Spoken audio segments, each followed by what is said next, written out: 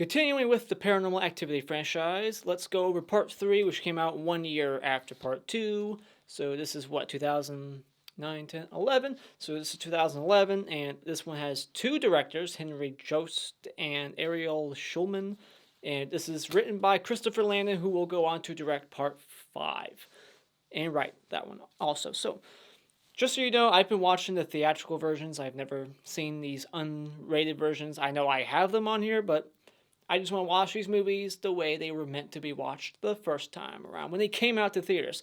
So this is my first viewing for all of them, and I've been watching the theatrical version, so if I'm leaving something out in my reviews, or I ask a question like, why wasn't that answered, but it was answered in the director's cut extended version, that's why.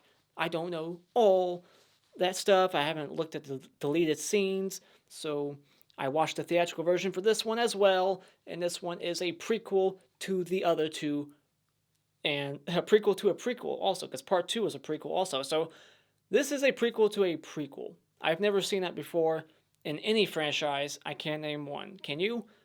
How many franchises do you know that have prequels to prequels? So this one takes place in 1988, many years before the first two movies, which take place in 2006, and we get to follow once again Katie and Kristi as children, 5 and 8 years old. This was referenced in Part 1, so that's always cool.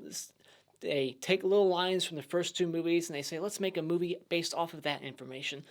So yeah, that's what I've been noticing about this franchise, is they make whole movies based off of like one sentence in this movie, and then Part 2. This has like a 60-something% Rotten Tomatoes score, and is so far my favorite of the franchise.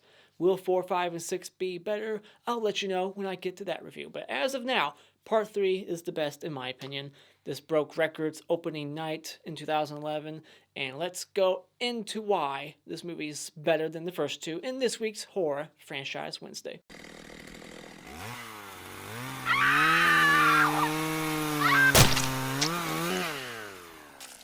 Paranormal Activity 3. Starting off with the things that I like, I think this movie has better scares, because at the end of the day, these movies are just about the scares. They're about all the little jump scares and things moving in the background, and I think this one does it the best so far. There's a variety. They introduced this sway cam that I thought was very inventive, and it's just a genius move. Like, instead of the still camera, we get to go from angle to angle, and therefore they can do more with that. They can like set up a scare while the camera's looking over here, and then it goes back. It creates more tension. So I thought that was just a great idea. So I love the sway cam. And Randy and Dennis, I thought they were pretty awesome. They're funny. They're very cheeky, and just Randy's reactions to things, like the videotapes that he sees, very genuine. That's how I would react.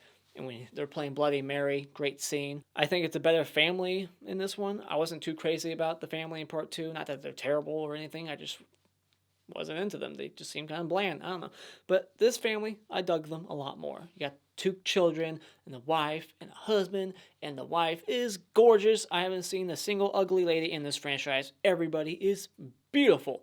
But the hottest chick in this movie is easily the wife, Julie, that's her name. So Julie is the most beautiful girl in this movie, and I like the 80s. This one's set in the 80s. It's got all these 80s props and toys, the clothing, the hairstyle. So this one obviously had a bigger budget than the first two, and you can tell. Yeah, the kids, I thought the kids' acting was actually pretty decent. You expect children to not know how to act scared, but I felt like I was watching real children react to real situations. It was pretty believable. And it makes sense why they're filming. Like in the first two, or especially Part 2, I was like, why are they filming in this situation? Like, seriously, just put the camera down. In this one, it makes sense. This guy holds a camera for a living. He videotapes weddings, so it just makes sense why he has a fascination with cameras and how he knows how to use them, why he has so many. So I like that little explanation that we get. As for any little nitpicks or negatives, I think the cameras in this movie are very too good for their time. Very HD. It's like it's 1988 and these cameras have like 1080p and everything looks great. If you ever look at like home videos that you have from like the 80s or 90s, they all look like shit, and this looks amazing for an 80s camera. How expensive is the camera he's using? Another thing I want to just kind of nitpick about is, and this could be because of the version I was watching, there's no house fire. What the hell? That's established in the first two that, that house was caught on fire, but we don't get to see that in this theatrical version at least. So I was kind of bummed out that we didn't get that. But I guess that's just subverting your expectations. Like, we're not going to give you what you're expecting. Yeah, but you need it here because that's the story that's been established already. They said their house was burnt down when they were 5 or 8. They're 5 and 8 in this movie. So why is the house being burnt down at the end? I want to know why. So, is it a deleted scene? Let me know. And the mom doesn't go nuts. Not that I know. I'm pretty sure she fucking dies at the end. So, the mom, by the end of it, is she dead? Is she not? Does she go nuts? Because I'm pretty sure in the first two they say, you want to end up crazy like mom? So, yeah, like I have a question about that. Like, by the end of this, I think she's dead. Is she not? So, yeah, that doesn't tie into the first two as well. So I feel like this movie has trouble tying into the first two movies as well as part two ties into part one. And here's another question. How are we watching this footage? In the first two, it's like, we like to thank the police department of San Diego for releasing these tapes. Here you go, watch them. We don't get that in this one. So who's playing these tapes? Is Katie watching them? Is Kristi watching them? Who's watching these tapes? Is it Toby? And I think Toby is a lame ghost name, if you ask me. And the ending, I feel like is okay, but it could have been better. Like I said, it doesn't tie into the first two as well as it could have. And I just wasn't crazy about the ending, but it's not terrible or anything. So, final thoughts. This one is definitely the best of the three. It's got better scare sequences. Beautiful ladies, as always.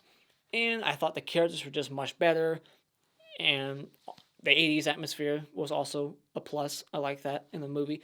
So when it comes to Paranormal Activity 3, this is one that's actually worth going out and buying. Alright, time for the spoiler discussion. This starts with Katie dropping off these tapes to the sister's house, Kristi. So this is 1 year before the events of part 1 and 2. And that's weird. Like, the scene doesn't seem that necessary. It's just weird. Like, one, those tapes weren't even mentioned in part 2, so now it just feels like it's shoehorned in here. Like, all right, here's some tapes.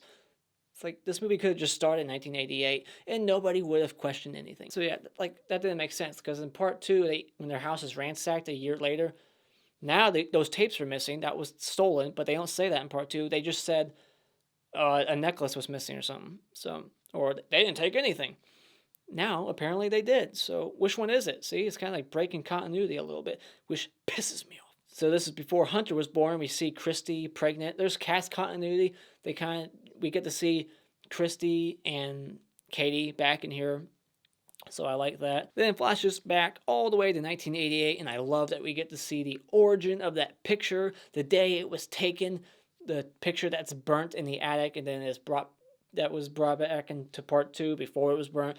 So we get to see the day that picture was taken. So I thought that was cool. And like it looks like that was really where it was taken. Like, she's got the same outfit on. It's from the same angle.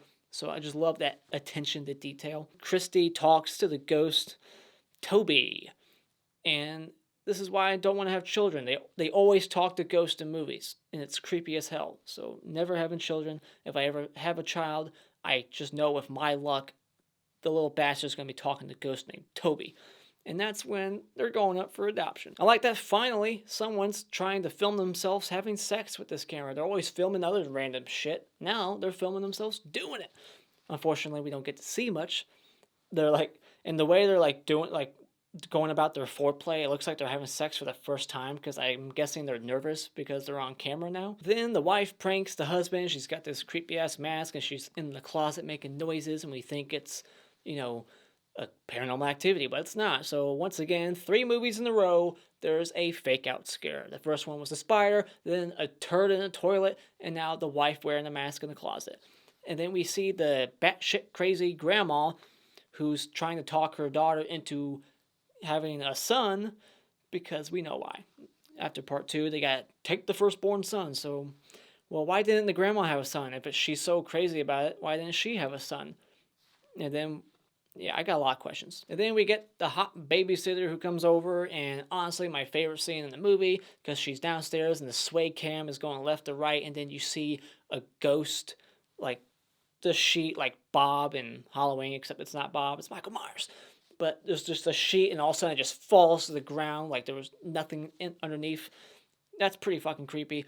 And then I think, oh yeah, then like a bunch of air like blows on her. So yeah, that was awesome. I love that scene.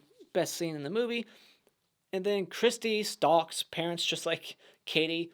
Like was she's standing over the bed of her parents for like 2 hours, just staring at them. It's a callback to the first one. I think they did it in part two also. So yeah, that's like a little thing that's carried over into each film. It's like someone just standing over the bed, staring at them sleep for hours. Another thing that is retained in here is another drag sequence. Toby drags Katie all the way into this like little closet in the upstairs, and this house is huge. Want to point that out. Still rich. This family is rich. Where do they get their money from? The wife, what does she do? The dad just videotapes weddings. That's not gonna get you a lot of dough. I guess making deals with the devil gives you a lot of money. Then there's another great scene where they're playing Bloody Mary, and they're in the bathroom. They turn the lights off, and Randy's got the camera in case something does happen, because he's aware at that point that shit has happened in that house. But he thinks it's just a friendly ghost. This is when he finds out he's wrong. And then like there's all kinds of like shit moving in the living room. And right after they play Bloody Mary, then all of a sudden you hear like a scratch, and he gets like his side ripped open. And then he does the smart thing, which is quit, and he's like, I'm getting the fuck out of here. And I feel like the husband should have told the wife a lot sooner what was going on. He's seen so much crap, and he's like, I don't want to tell her, she'll freak out. It's like, yeah, exactly. She'll freak out, and you'll move out and hopefully be safer. Duh, so you should probably tell her. That's an idiotic decision not to tell her. I love the scene where like Katie's like she just runs into like a brick wall, like there's nothing there. She like ran into Ghost Toby, and then all of a sudden she just gets lifted up in the air, and you can see her like her hair is being like pulled.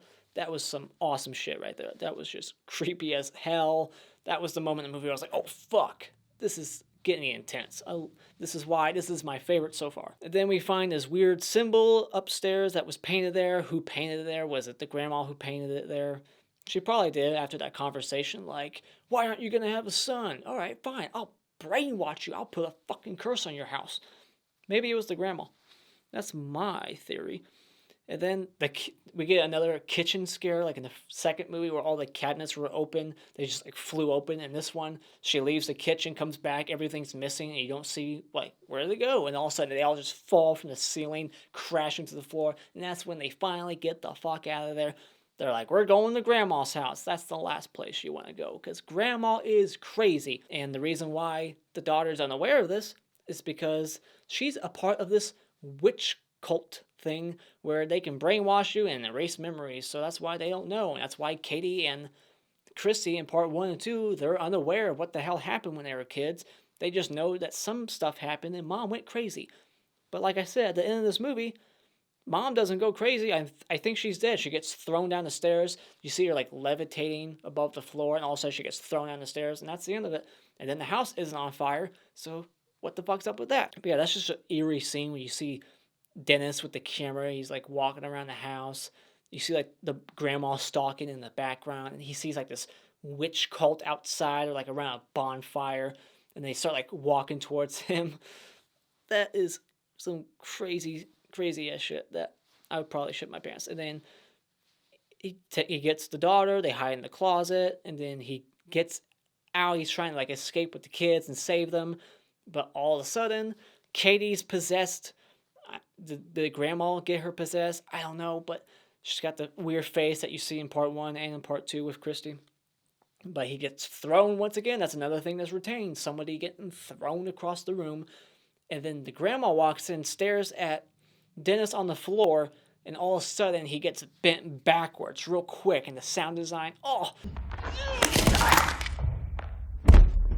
It reminds me of the sheriff in Friday the 13th part 6 and Trent. Or not Trent, was that his name? That douchebag in Freddy vs. Jason on the bed. We get that kill in here. It is some gnarly stuff. And then the grandma just tells the grandkids, all right, let's go. Get ready. Get ready for what? And we don't get an answer to that, I don't think. Because part 4 is a sequel to the first two. And then like 5 and 6 are just, we don't really get many answers. So there's like things that keep getting introduced in every single movie. And they answer little things here and there. And they kind of leave other shit unexplored. And so yeah, I just want to know what the hell happened. So what did Kristi agree to do, like with Toby, for Toby? She keeps saying to Toby, like, all right, fine, I'll do it. And at first when she says, no, I won't do it, she gets like a high fever. So she's possessed somehow? Did the grandma do it? How much is the grandma responsible for? What is she doing? Like, what did Lois do with Julie and her kids after this movie ends? Like, we get told in the first one or second one that the events of this movie weren't the only ones. Like, there was more shit that happened when they were like 13 or something.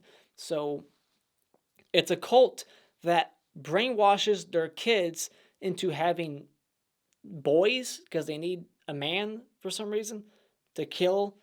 And what happens if they do finally get a man to be born into this family and they kill it? Are they going to get richer? How fucking rich do you need to be? I have questions, damn it. So she never brainwashed Julie to have a son? Why? Wouldn't it just be easier? How did you fail? What about you? How come you never had a son if it's so important? And then how come they never got Katie and Kristi to ever have sons quicker? Why did it take till Kristi was like over 30 years old in part 2 to finally have a son? Was she brainwashed into having a son? Is that how she fell in love with that guy who was way, like, she's way out of that guy's league? Is Toby a dead son from, like, was he a sacrifice? Is Toby really a person? Is Toby really his name? Or is Toby grandma? Or is grandma Toby? And did Lois draw that symbol in the kids' room? Or was it Toby? Those are my questions. So yeah, it's a lame symbol too. Just a nitpick. It should have been like a scary, eerie looking symbol, but it's just a triangle. How unique. It's a triangle of like 3 letters, like MCO, or like whatever. But yeah, that's the end of Paranormal Activity 3. Let me know what you thought about this movie in the comments below. If you like what you've seen here, you can hit this like button, and as always, you can become a subscriber today just by clicking on my cartoon face in about 5 seconds. And until next time, see you in the next video.